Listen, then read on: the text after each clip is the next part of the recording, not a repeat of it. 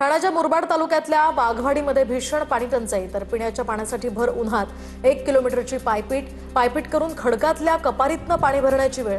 दूषित पाण्यामुळे गावात आरोग्याच्या समस्या निर्माण होण्याची सुद्धा भीती। अलिबागमध्ये उमटे धरणात 46 वर्षांपासून साचलेल्या गाळामुळे धरणाची क्षमता घटली।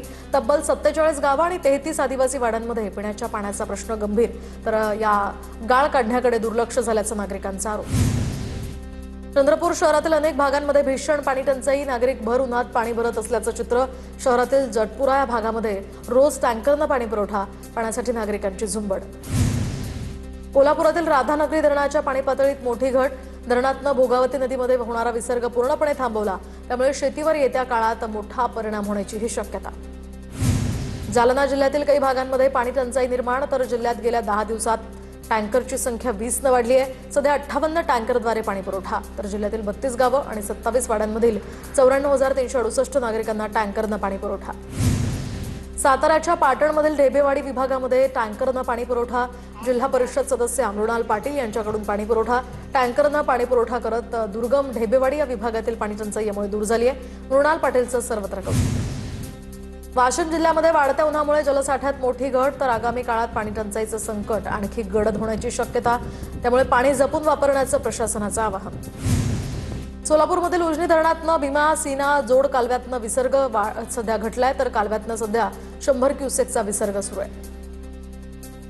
कोकणात आज आणि उद्या पावसाची शक्यता, रत्नागिरी सिंधुदुर्ग या जिल्ह्यांमध्ये तुरळक ठिकाणी आज मेघगर्जनेसह पावसाची शक्यता। दोन्ही जिल्ह्यांसाठी येलो अलर्ट जारी, तर ठाण्यासह रायगडमध्ये हलक्या पावसाचा अंदाज। पुण्याच्या भोर तालुक्यातल्या काही गावांमध्ये वादळी वाऱ्यासह पाऊस। मसूरकर कोळवडीमध्ये वादळी वाऱ्यानं 3 घरांची पत्रे उडाली आहेत, तर काही घरांचं कौल तुटल्यामुळे घरात पाणी सुद्धा शिरलंय, त्यामुळे नुकसान झालं। नुकसानीचे पंचनामे करण्याची आता मागणी। गोंदियात अवकाळी पावसानं धान पिकाचं मोठं नुकसान, शेतकरी नुकसान भरपाईच्या प्रतीक्षेत। तात्काळ पंचनामे करून नुकसान भरपाई देण्याची मागणी। कृषी विभाग आणि महसूल विभागाकडून नुकसानग्रस्त भागांची पाहणी सुरू। नाशिकच्या निफाडमध्ये नांदूर मधमेश्वर परिसरातील कांदा उत्पादक शेतकरी आक्रमक। मुख्यमंत्री फडणवीसांनी जाहीर केलेला 12 रुपये 35 पैशांचा हा दर अपुरा असल्याची नाराजी। दरम्यान कांद्याला किमान 20 रुपये किलोचा भाव देण्याची मागणी। यवतमाळच्या कळंबमध्ये कृषी विभाग आणि पोलिसांकडून अनधिकृत एचटीबीटी कापूस बियाणे जप्त। 2.25 लाखांचे एचटीबीटी कापूस बियाणे या ठिकाणून जप्त करण्यात आलेत, शिवाय एका आरोपीवर गुन्हाही दाखल। जालन्यामध्ये खरीप हंगामाच्या तोंडावर कृषी विभागाची मोठी कारवाई। अनधिकृत खताच्या तब्बल 1762 बॅग जप्त। कृत्रिम टंचाई निर्माण करण्याच्या उद्देशानं साठवणूक केल्याचंही उघड। या प्रकरणी जालन्याच्या चंदनजिरा पोलीस ठाण्यात गुन्हा दाखल। छत्रपती संभाजीनगरमध्ये पाणी टंचाईमुळे मोसंबी बागेवर कुऱ्हाड, तर 3 वर्षांपासून उत्पन्न नसल्यामुळे शेतकरी हतबल। खत, औषधं, पाणी आणि मजुरीचा वाढता खर्च यामुळे शेतकऱ्यांचं मोठं नुकसान।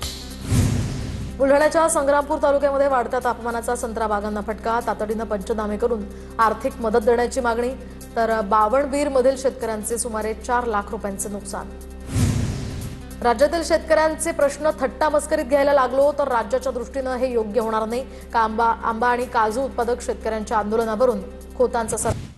राज्यात शेतकऱ्यांना अजूनही एफआरपीचे पैसे मिळेनात। 96 साखर कारखान्यांनी जवळपास 1303 कोटी रुपये थकवले। 14 दिवसांच्या आत शेतकऱ्यांना पैसे देणं बंधनकारक असून सुद्धा साखर कारखान्यांचं मात्र याकडे दुर्लक्ष। देशात उष्णतेच्या लाटेचे निकष आता बदलणार, भारतीय हवामान विभाग लवकरच करणार अद्ययावत नियम जाहीर, तर वाढत्या तापमानाच्या पार्श्वभूमीवर हा महत्त्वाचा निर्णय। नंदुरबारमध्ये उष्णतेचा कहर, तापमान थेट 43 अंशांवर। वाढत्या उष्णतेमुळे प्रशासन सतर्क, तर उष्णता नियंत्रण कक्ष सुरू करण्याचेही आदेश। वर्ध्यात 46 अंश सेल्सिअस तापमानाची नोंद। सकाळी 10 वाजतापासून उन्हाच्या तीव्रतेत वाढ, तर तापमानात आणखी वाढ होण्याचा हवामान खात्याचा अंदाज, त्यामुळे नागरिकांनी काळजी घेण्याचेही आवाहन। विदर्भात तापमानाचा पारा वाढला, पुढील 5 दिवस विदर्भात उष्णतेची लाट कायम असणार। अमरावतीमध्ये तापमान 46 अंशांवर। पालघर जिल्ह्यामध्ये उकाड्यामुळे विजेच्या मागणीत मोठी वाढ, तर ग्रामीण भागात कमी दाबानं वीज पुरवठा, नागरिक त्रस्त। महावितरणासमोर आता अखंड वीज पुरवठ्याचं मोठं आव्हान। हिंगोलीमध्ये डिझेल मिळत नसल्यामुळे शेतकरी आक्रमक, तर हातात कॅन घेऊन शेतकऱ्यांचं पेट्रोल पंपावर आंदोलन।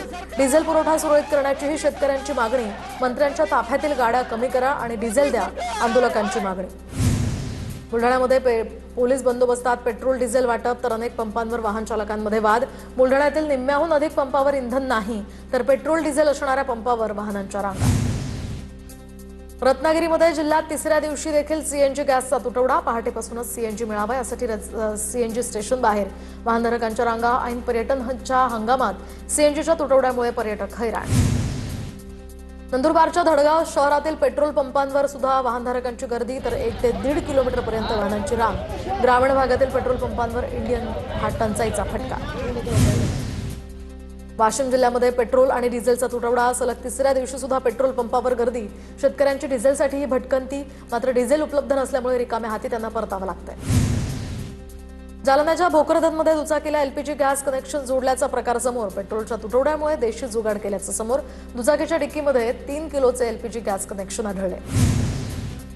नंदुरबारमध्ये पेट्रोल आणि डिझेलच्या तुटवड्याची स्थिती. डिझेलची मागणी वाढल्यामुळे आता पुरवठ्यावर ताण. तर गुजरातमधील वाहन चालक सुद्धा नंदुरबारमध्ये येऊन इंधन भरण्यासाठी आल्याचं चित्र. तर काही पेट्रोल पंपांवर वाहनांच्या लांबच लांब रांगा. नाशिकमध्ये पुन्हा सीएनजी पंपांवर वाहनांच्या लांबच लांब रांगा. वाहन चालकांसह रिक्षा चालकांनी सीएनजीसाठी रांगा लावल्यात. शहरातील अनेक पंपांवर सीएनजी उपलब्ध नसल्यामुळे वाहनांच्या रांगा. परभणी जिल्ह्यामध्ये अनेक पंपांवरील पेट्रोल डिझेलचा साठा संपला. परभणीमध्ये पेट्रोल डिझेलची टंचाई, तर पंपांवर डिझेलचा साठा उपलब्ध नसल्यामुळे पंप बंद करण्याचीही वेळ. नागरिकांमध्ये यामुळे संतापाची लाट. जळगाव जिल्हा दूध संघाकडून दुधाच्या दरात 2 रुपयांची वाढ. इंधन वाहतूक खर्च वाढल्यामुळे दुधाच्या दरात 2 रुपयांची वाढ. तर 14 महिन्यात दुधाच्या दरात 3 वेळा दरवाढ करण्यात आली. छत्रपती संभाजीनगरमध्ये खरीपाच्या तोंडावर रासायनिक खतांच्या दरात मोठी वाढ. खतांच्या गोणीमागे 150 ते 250 रुपयांची वाढ. त्यामुळे शेतकरी चिंतेत. नंदुरबारच्या नवापूरमध्ये बर्ड फ्लूचं संकट. तर बर्ड फ्लूमुळे 4 लाखांहून अधिक कोंबड्यांचं कलिंग. नवापूरमधील 9 पोल्ट्री फार्म्सचे अहवाल पॉझिटिव्ह आल्यानंतर केंद्र सरकारकडून याची दखल. जळगावच्या सराफा बाजारात रविवारच्या दिवशी सुद्धा शुकशुकाट. सोनं खरेदी न करणाऱ्या पंतप्रधान मोदींच्या आवाहनाला जळगावकरांचा प्रतिसाद. गोंदिया शहरातील सराफा बाजारात शुकशुकाट. पंतप्रधान मोदींनी केलेल्या सोनं खरेदी कमी करण्याच्या आवाहनानंतर ही स्थिती. तर गोंदिया सराफा असोसिएशनचं मोदींना केलेल्या आवाहनाला समर्थन. बीडच्या आष्टीमध्ये दुग्ध उत्पादनात आता वाढीसंदर्भात मार्गदर्शन शिबिराचं आयोजन. आमदार सुरेश धस यांच्या प्रयत्नांमधून मार्गदर्शन शिबिराचं आयोजन. तर स्थानिक शेतकऱ्यांची या शिबिराला प्रचंड गर्दी. गडचिरोलीच्या हिरापूर गावामध्ये जनगणनेसाठी आलेल्या अधिकाऱ्यांचा गावकऱ्यांकडून विरोध. तर विमानतळासाठी हिरापूर परिसरातील भूसंपादनामुळे ग्रामस्थांचा जनगणनेला विरोध. मुंबई गोवा महामार्गावर माणगाव इंदापूर या परिसरात प्रचंड वाहतूक कोंडी. वाहतूक कोंडीमुळे नागरिकांची प्रचंड हाल. माणगावमध्ये रस्ता अरुंद असल्यामुळे वाहतुकीची समस्या. किल्ले रायगडावर दारूच्या बाटल्या आणि कचरा आढळल्यामुळे शिवप्रेमींचा संताप. गडावरील एमटीडीसी परिसर, राणीवसा आणि इतर ठिकाणाहून 50हून अधिक बाटल्या आढळल्याचा दावा. कृष्णा सहकारी साखर कारखान्याच्या निवडणुकीचा कार्यक्रम जाहीर. उद्यापासून निवडणूक अर्ज दाखल होण्यास सुरुवात होणार. 21 जूनला मतदान होणार. लोकशाहीर अण्णाभाऊ साठे यांच्या स्मारकासाठी सांगलीमध्ये सर्वपक्षीय आंदोलन. सांगलीच्या पुष्पराज चौकातील अण्णाभाऊ साठेंच्या पुतळ्यासमोर सर्वपक्षीय कार्यकर्त्यांची निदर्शनं. पुण्याच्या भोरमधील मांढरदेवी घाट या ठिकाणी 3 किलोमीटरपर्यंत रस्त्याचं काम 3 वर्षांपासून रखडलं. वन विभागाकडून परवानगी न मिळाल्यामुळे रस्त्याचं काम रखडलेलं आहे. साताऱ्यामध्ये छत्रपती प्रतापसिंग महाराज राजवाडा या ठिकाणी छत्रपती महोत्सवाचं आयोजन. 14 मे ते 18 मे या दरम्यान या महोत्सवाचं आयोजन करण्यात आलंय. यावेळी छत्रपती प्रतापसिंग महाराजांचा राज्याभिषेक सोहळा साजरा करण्यात येतो. नाशिक पुणे महामार्गावर सिन्नरमध्ये सीएनजीसाठी वाहनांच्या रांगा. वाहन चालक त्रस्त. सीएनजीचा पुरवठा खंडित झाल्यामुळे सीएनजी भरण्यावर मर्यादा. उल्हास नदीमध्ये सांडपाणी सोडल्यास कारवाई होणार. बदलापूर पालिकेचा कंपन्यांना इशारा. एमआयडीसीमधील प्रदूषणकारी कंपनी विरोधात आता नगराध्यक्षा रुचिता घोरपडे आक्रमक. सिंधुदुर्गात पर्यटकांची आता वीकेंडमुळे गर्दी. सिंधुदुर्ग जिल्हा पर्यटकांनी फुलला. केसरी या ठिकाणी ॲक्वेरियम पाहायला पर्यटकांची गर्दी. सिंधुदुर्ग जिल्ह्यातील किनारपट्ट्या सुद्धा गजबजल्या. उन्हाळी सुट्ट्यांमुळे कोकणात सध्या पर्यटकांची मोठी गर्दी पाहायला मिळते. मोठ्या संख्येनं पर्यटक कोकणात दाखल. सिंधुदुर्ग जिल्ह्यातील आंबोलीच्या पायथ्याशी झिप सायकलिंगचाही थरार. सुट्ट्यांमुळे महाबळेश्वरला सुद्धा पर्यटकांची मोठी पसंती. तर विविध राज्यातनं पर्यटक महाबळेश्वरमध्ये दाखल. विविध पॉइंट्सवर आणि वेण्णा लेकमध्ये आनंद घेताना पर्यटक या ठिकाणी दिसले. नाशिकच्या येवला आगारामध्ये नव्यानं 2 जिजाऊ एसटी बसेस दाखल. 3 टप्प्यांमध्ये येवला आगाराला 12 नव्या बसेस मिळाल्यात. छगन भुजबळ आणि किशोर दराडेंमध्ये यावरून एसटी बसेसच्या माध्यमातून श्रेयवाद मात्र रंगलाय. हिंगोली एसटी बस स्थानक आणि शासकीय कार्यालयांमधील हिरकणी कक्ष सध्या कुलूपबंद. हिंगोली जिल्ह्यातील स्तनदा मातांची यामुळे गैरसोय. नाशिकच्या सिडकोमधील शुभम पार्कमध्ये गुंडांचा कोयते आणि दांडक्यांसह हैदोस. राडा करणाऱ्या गुंडांची पोलिसांनी धिंड काढली। अंबड पोलिसांची काही तासातच ही कारवाई, तर गुंडांच्या हल्ल्यात एक तरुणही जखमी झाल्याची माहिती। नाशिक जिल्हा कायद्याचा बालेकिल्ला। तर गडचिरोली जिल्हा आता 100% नक्षलमुक्त। मोठ्या संयुक्त ऑपरेशन नंतर 8 नक्षलवाद्यांना अटक। शरणागती आणि कारवाईमुळे नक्षलमुक्ततेवर